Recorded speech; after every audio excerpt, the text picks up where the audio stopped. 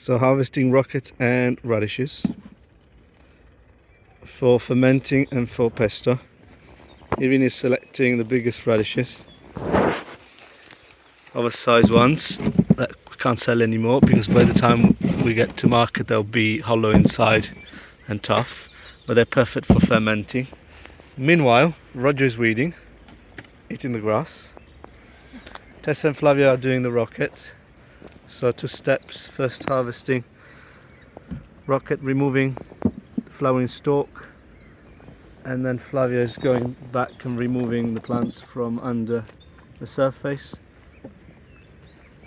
and that leaves a clean bed. All the residue can be left in the pathways, right Rog? So Tessa is transplanting chicory. This is Catalonia chicory along the tree rows. How is it going? Is it working, or the soil is? Sometimes it's clay, sometimes it's really soft. So the mulch of leaves has worked well in some areas, but then some of the clay is still a bit hard. But this is chicory that's been planted mostly for biomass as a support plant, not for harvesting. So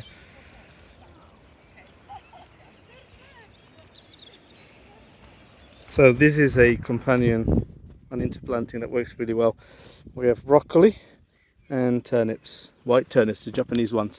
The idea is that we do a pattern with 20 centimeters of grid, and we put turnips every hole in the middle, and we jump a hole here. So that's 40 centimeters between the broccoli and 20 centimeters between the turnips.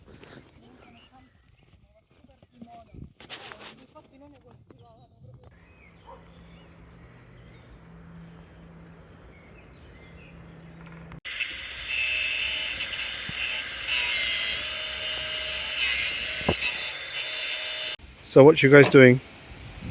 We have sown basil, New Zealand spinach, and some flowers, and beetroot.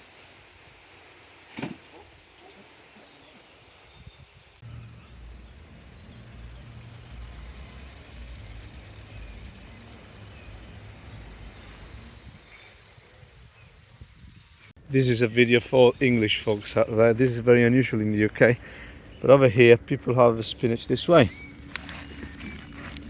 Go underneath, pull the plant with the whole root.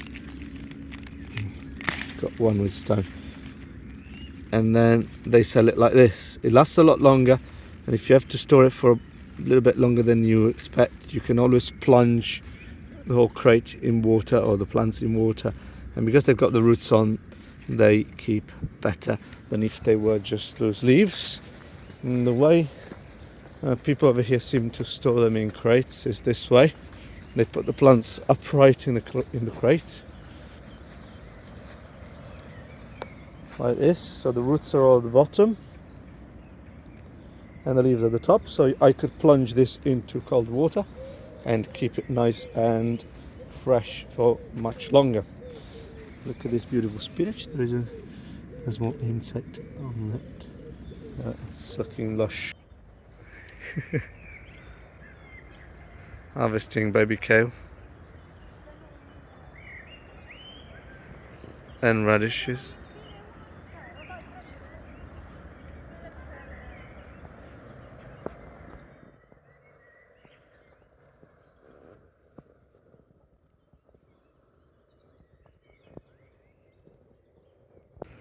Harvesting some radishes.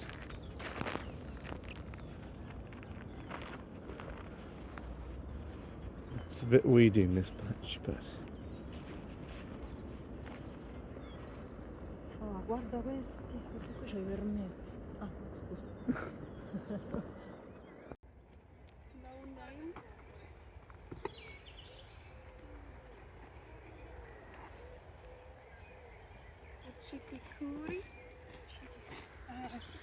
transplanting squash.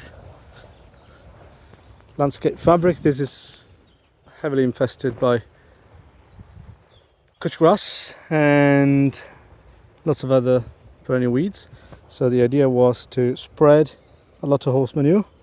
There's at least 10 to 15 centimeters of it, and it comes with the bedding, so it's full of carbon as well, so it's a good balance.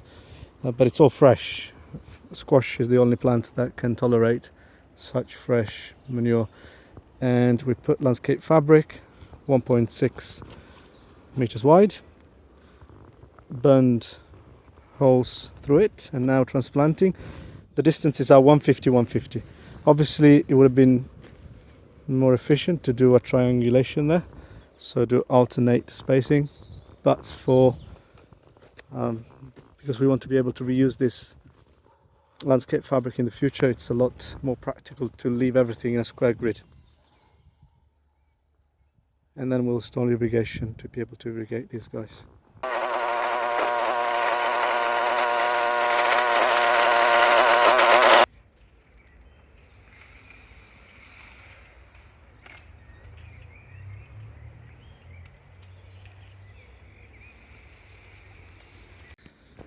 I'll speed it up on. You don't need to anymore, we're professionals now. You're very fast. These plugs, because they're more full, I think it works also a bit better, no? It broke. And that's all on camera. That's how professionals do it. This is how we do it. Okay, one more try. Yeah. Don't do it at home. If you want some beans. Roger and I are hiding from the shade, from the rain, and I'm looking at the new setup. There's still lots of space there to be filled. There's a pathway there, and this is 6 meters wide, a bit narrower than we would have liked, so we had to be creative with how to make beds. I went through this with a rotavator just to break up the top. This is a hard stone. This was a parking space and there's no soil. It's just stone and a little bit of sand and other bits. So we're going to build raised beds essentially. We cannot really grow into the soil until plants, fix it for us, and it's going to take very many years. So we need to build on top, and we're going to build with compost mainly, but we might add other things, all natural or organic. And so we're going to have 80 centimeters, 40, 90, 40, 90, 40, 90, 40, 80.